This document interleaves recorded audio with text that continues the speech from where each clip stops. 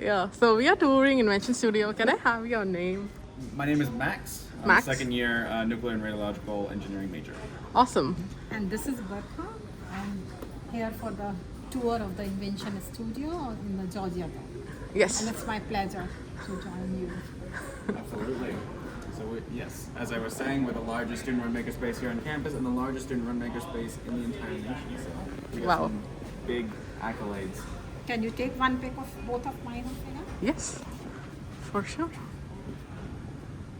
Yep. As student run suggests, we are run by students. Our students are called prototyping instructors, PIs, as they're commonly referred to. You'll see them running around with armbands, all different colors. So you- Some difference in these levels? Is there any difference in these levels? Yeah, so you have provisional PIs. They're newly inducted members. They've been trained on most of the tools, all of the important ones, but there are still a set of tools that they are yet to learn that will bring them eventually up to full PI status. There's not much in terms of privilege differences between the two. The only difference really is full PIs can supervise a space while provisionals are not allowed to supervise people yet. I signed in and then signed out. Have a great weekend, yeah. And then we have our masters. So here at the Invention Studio, we are separated into tool groups.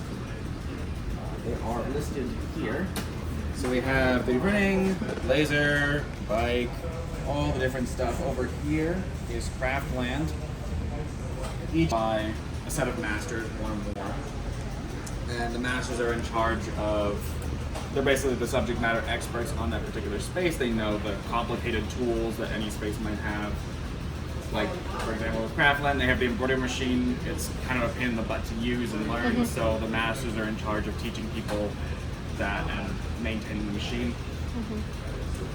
You also have apprentices, which serve under the masters. They're in charge of doing a bunch of tasks to get proficient with all the stuff in the space, and eventually they will complete a masterpiece project. It will be displayed here, and they will become a master. These are not all masterpiece projects. Some of these are workshop projects. Some of these are So just... is this the tech building here? The tech building? This one? Yeah.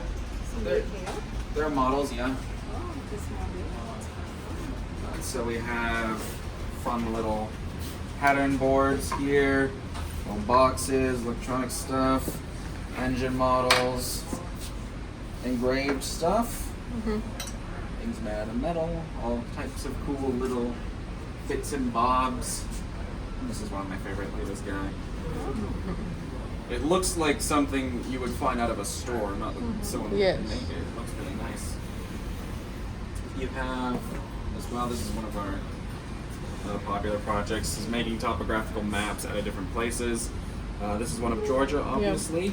As you can see, Georgia is very flat. Yeah. It's very flat, and then you have a little bit of Mountains, areas in the top, but not very hilly. Still cool. We did have a metal one of those, but someone took it, or whatever.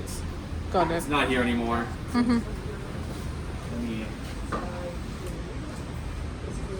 Up here we have these vinyl cutters here. They can cut out stickers and things like that. They actually have a board with some examples. So the most common thing to do with those are vinyl stickers, which are essentially you taking a bunch of sheets of vinyl with adhesive, cutting shapes out of them, and then stacking the shapes on top of each other of different colors to make stickers. So this one, if you rub your hand along it, you can see it's a bunch of different layers. It's just Oh, a- so it's not printed. Is it printed together? it's not printed. Oh, okay. So it's a bunch of vinyl sheets. So, a bunch of different colored sheets that are cut out and then just glued on top of each other to make a nice picture. And so all of these stickers, for the most part, are vinyl stickers. You do have a couple actual printed one. This is a printed one. This is a printed one. This is a printed one. That is not printed. But honestly, some of these vinyl stickers are so good that you actually have to just rub your hand over them to tell whether or not they're Yeah. actually printed or not. In addition, we have homecoming stuff. We have sewing machines over there. We have the embroidery machine that I was talking about earlier. Irons, and then all the other arts and crafts stuff. Yeah. So we are currently doing a workshop where you make a knit snowman with yarn and the knitting machines over there. I actually hosted a couple yesterday and the day before that. But the idea is you make a tube with yarn. You use the knitting machine to make a tube. Cinch the ends. We'll stuff it first, full polyfill. Cinch the ends, close it off, and then cinch middle sections to get The snowman. multiple different sections of the snowman. And you can make a little guy that looks kind of like this. Oh, nice cute. and cute, yes. Yeah.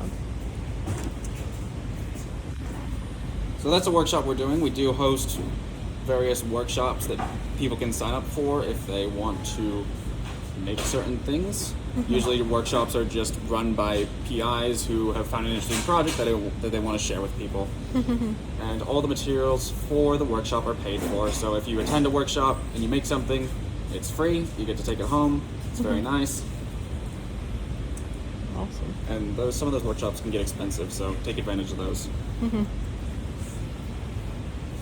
That's the gist of Craftland. We also have the default arts and crafts materials, markers, glue, hot glue, a bunch of different types of adhesive. We have the paint cabinet over there.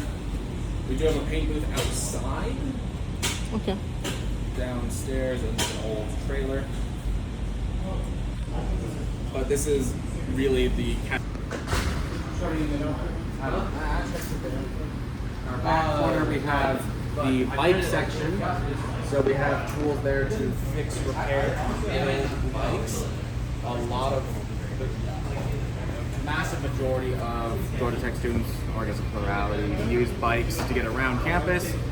And this is a place where you can come bring them and fix them up, repair them, build them, change tires, whatever you want. We have all the tools for it. We also bring scooters and things like that. Oh, that was going to be my next question. Like, what about electric scooters? Yep. Although electric scooters, you'll often find them actually over in electronics land because Okay. people are normally tinkering with the electronics of it rather than actually like changing tires or Yeah. anything like that. But I was actually quite surprised my first time coming in here to see the bike section. I would never think that would belong Yeah. in makerspace, but it's pretty cool that we have it. I don't ride a bike. I wish I had a bike here. If I ever have one. Yeah. Coming around the back side over here, we have electronics land. So actually over there we have a bunch of different components: resistors, capacitors, inductors, power connectors, ICs, boards, chips, all types of different things. The great thing about this space is all of the materials are free to use. So all of those are free. You can take them, use them for your projects. Granted, if you start taking bins out and stuffing handfuls of components into a bag and then walking out with them, we're probably not going to like that very much. But if you're using them for an actual project and you have an actual use for them, we are more than happy to provide the materials. Over here, some of our capabilities include oscilloscopes, function generators, LCR meters, benchtop power supplies, wires, breadboards, all types of different electronic things. We have SMD soldering, regular soldering, hot air workstations, bunch of cool stuff, and all of it's free. The great thing about this space is that you will get access to certain tools that are way too expensive for any normal consumer or even hobbyist to buy. For example, those oscilloscopes, the ones with the big screens. Each of those costs roughly new around 22 grand. Oh. So, very expensive tooling, and we have access to it here in the space. So, and then all of that on there is, there's probably 50 grand worth of, Yeah.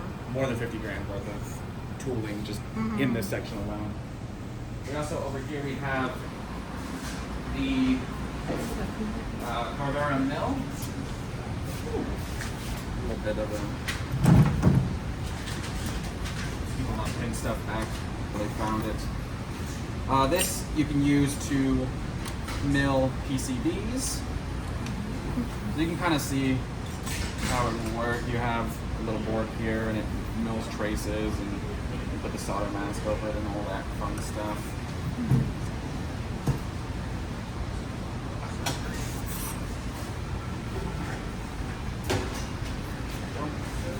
And that's also a very expensive Yeah. piece of equipment.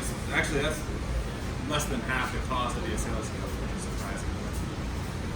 Expensive technology. That leads me into our 3D printing section. In the back, you'll see we have a wall of bamboo X1Es. Those are our fleet printers. They are FDM, fused deposition modeling, which is basically just, it takes a roll of plastic filament wire and melts it, puts it into layers to form a structure. These ones are great. They are equipped with the AMS, the Advanced Material System, which allows it to print in multiple colors, all within the same print, which is unheard of in the consumer world for quite a while. So the fact that we have all these printers that are capable of that is quite incredible, and they are also very fast, so we can crank out prints. Obviously 3D printing is still slow. It takes a couple of hours, but these are relatively fast. Prints, like these ones are the old ones, these are Ultimakers. Prints that would take, an entire day on these can be done in like 10 hours on those. Oh. So you get quite... 3D printers? Yeah, these are 3D printers. These ones actually are more, we use them more for like specialty filaments. I think we have wood filaments.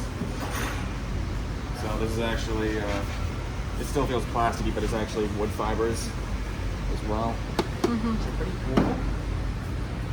That's actually a recent addition. We had wood printing a while ago, and we stopped it, and we actually just started again, getting the filament for that. So pretty cool. Sorry? The helmets? Yeah, those are Star Wars helmets. Lots of students love printing stuff from Star Wars. That's fun. Lots of nerds here, so Yeah. you'll get a lot of those. We're setting up more printers. Always more printers. In this section here, we have our resin printing, SLA. Don't ask me what that stands for. That one I don't know. But essentially, the way resin printing works is it has a vat of resin. It has a plate that it lowers into the resin. It has a light that cures the resin, forms it into layers that are nice and solid.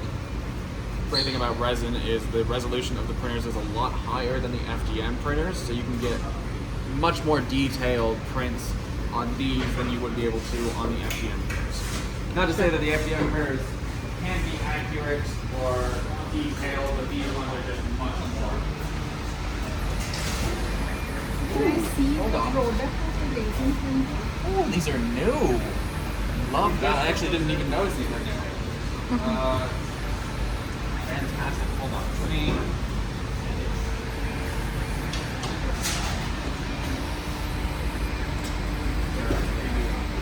So this is FDM. That was produced on a printer like these, and then this is resin. So you can see there are no layers. You can't tell any layers in there. This one, you scratch it very clearly. There are layers. You can see them.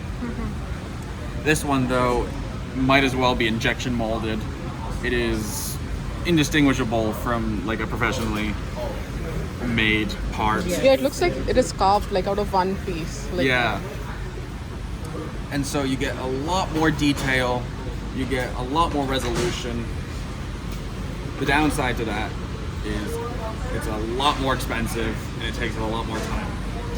So a liter of resin for these printers costs around $100, Oh, plus okay. or minus. More if you're getting specialty resins.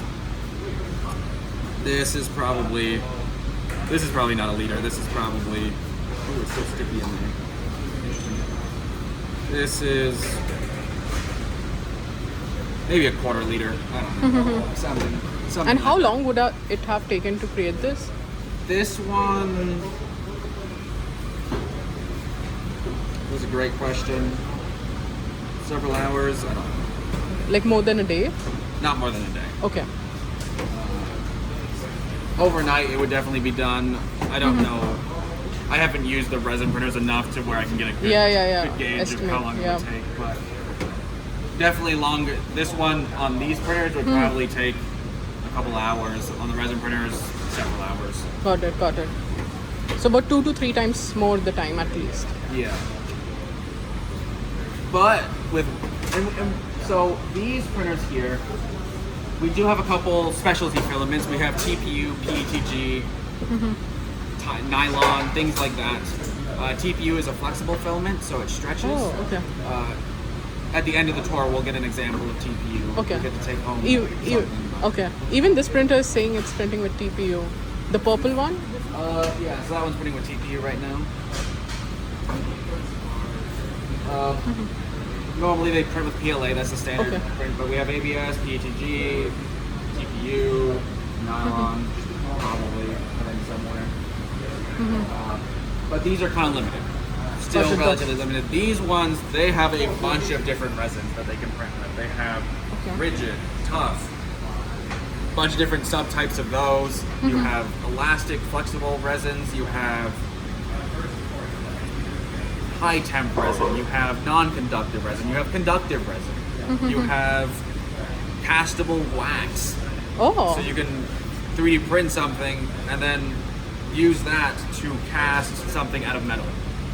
Oh. Wow. Really cool. Yeah, that is super interesting. Not Could you something make I've tried a yet, wax but- statue out of it? You can make a wax statue. Right? The rigid resins actually have glass particulate in the resin. That's what makes it rigid. Oh. We also have to have special separate tanks to clean those because the glass will get yeah. out into the stuff and it'll wreak havoc on stuff that isn't the rigid resins. But we have lots of we call engineering resins that Okay. have a bunch of fun properties that we allow students to print with. The resin printers, unfortunately, we obviously since the resin's expensive and it takes a long time, we do restrict it. So you have to fill out a form to get your print approved. But once it's approved, you're allowed to print it. It's not a super tight process, but we want to make sure you're using it for an actual valid reason. Yeah. Over here in the corner,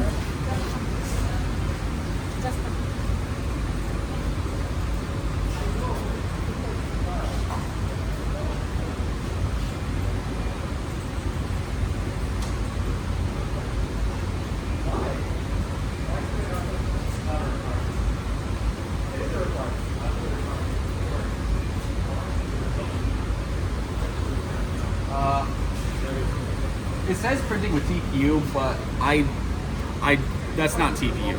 Oh, okay. Uh, It's like the normal filament? That's the PLA.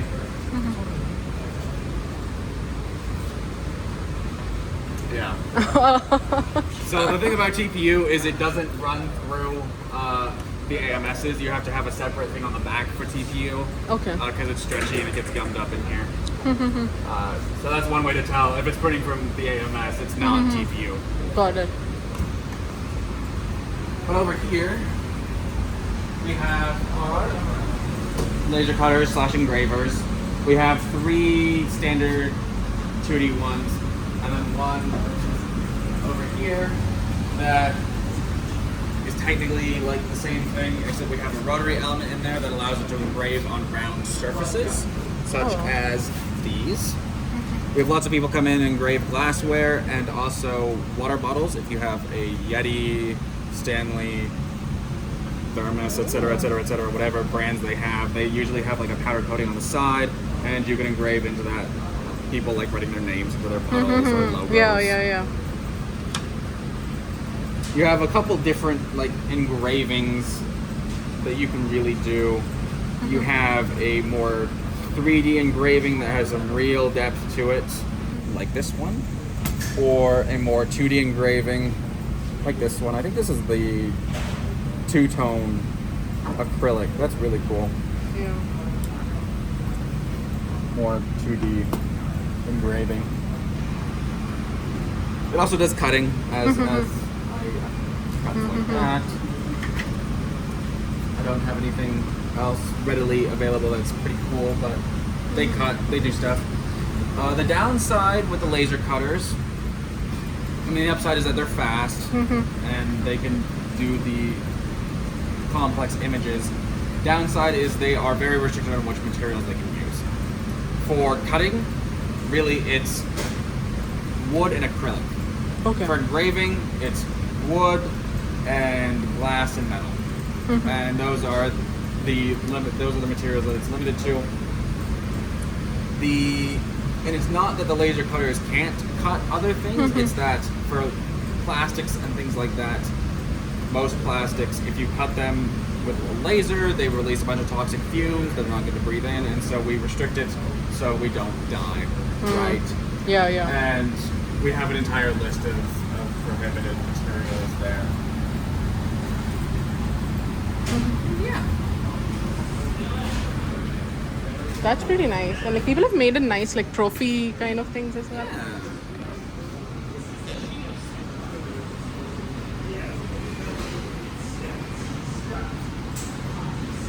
Oh, and there's the Mark Forge that can print carbon fiber and other specialty filaments. Oh. So very cool.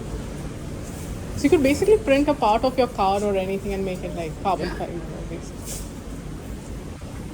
And I'll discuss this later, but we also have SCC teams come in, student competition teams, like rec racing, that come in and make parts for their cars. We'll see a machine later that they use for that. So this back wall here are kind of our main machining machines for fabrication. We have two CNC mills. We have the MCO here and the Tormach behind it. We have a manual mill all the way in the corner behind these two. And then two manual lathes on the back wall. There's a statue that someone made on, I believe, the MCO. It could be the MCO or the Tormach. You're definitely not doing this by hand, but I probably on one of the CNC machines here, like this. All of these CNC machines. Lots of fun stuff here. I guess I can talk about the story of the kiwi here. Yeah, I've seen a lot of TVs around, even in the 3D. They are everywhere, especially the 3D land. And that's because a long time ago, I do not remember when, before my time, there were two 3D printing masters. One of them named Ethan, I don't know the other's name, we'll call him Bob. Bob and Ethan were setting up the new 3D printers, and Bob had to go away on some kind of leave, vacation, I don't remember where it was going. But he basically told Ethan, hey, by the time I come back, and these were the exact words he used, I want to see a print running on every single one of these printers. And so Ethan took this very literally as a joke, but you know, he took it literally and planned as Bob would come back that there'd be a print of a kiwi on every single one of the printers running all at the same time. And so we had, after that, 50 of these just kind of floating around in the studio. And PIs, you know, we like our jokes. There were more and more and more kiwis printed, and it got to a point where it got out of control, and we probably have 1,000 of them floating around in the space here. They're on the ceilings, they're on the lights. Yeah, even right here. They're on the shelves, they're up here. Yeah. You cannot escape from them. Is that heavy? Oh. Yeah, that one's steel. Actually, no, that's aluminum.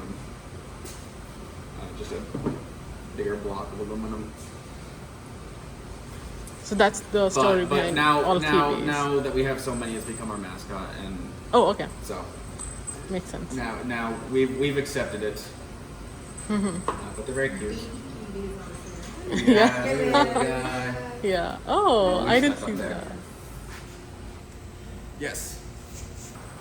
Devices, tapping machine, various different kinds of shears, hole punching, more shears. This is our manual mill here. Down, there's the stuff.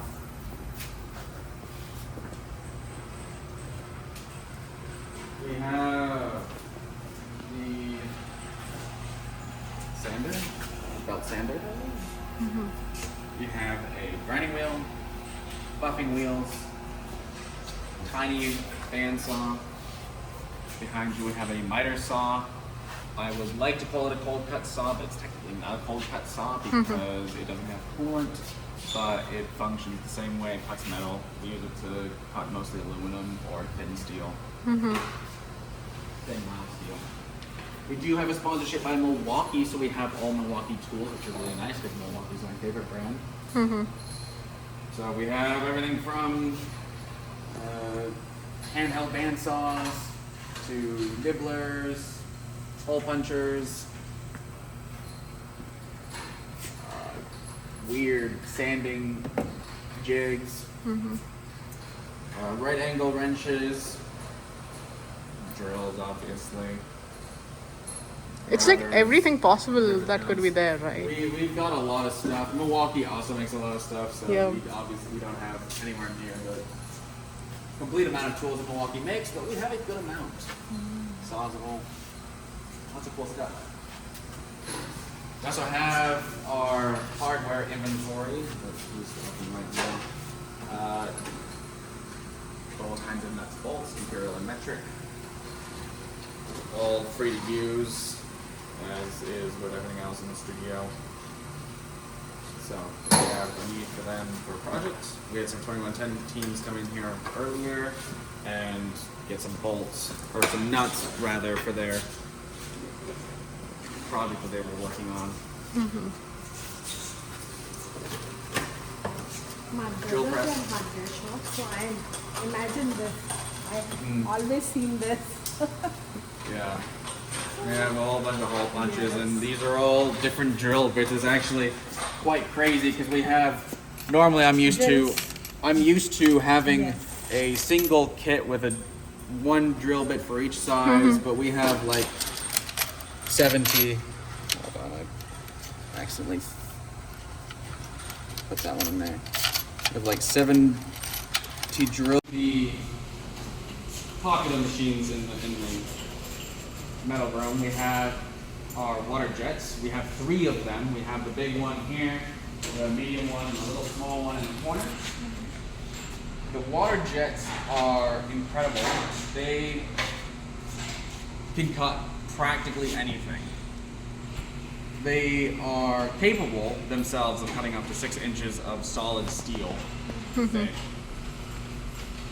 And they don't really have any material restrictions. So unlike the laser cutters over there, there's no danger really Okay. when it comes to specific materials and cutting them. Obviously there's danger inside your machine itself and the way it works, but the materials themselves aren't going to release toxic gases. The only restrictions really are just materials that no materials that react with water or the Okay. garnet cutting material, but that doesn't really narrow down the amount of material Yes. you cut very much. We do have people come in here and take 4-inch, 5-inch solid blocks of like aluminum or steel and cut them out. It takes hours, but it's cool to see them cutting it out. Yeah, and it just uses very high pressure water and garnet sand kind of, and shoots it out, very high pressure, up to 50,000 psi.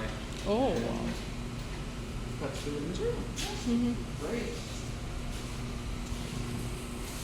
Those of different sizes so we can have multiple things running at the same time because it is a very popular machine. We do have a sandblaster over there for finishing work and removing paint.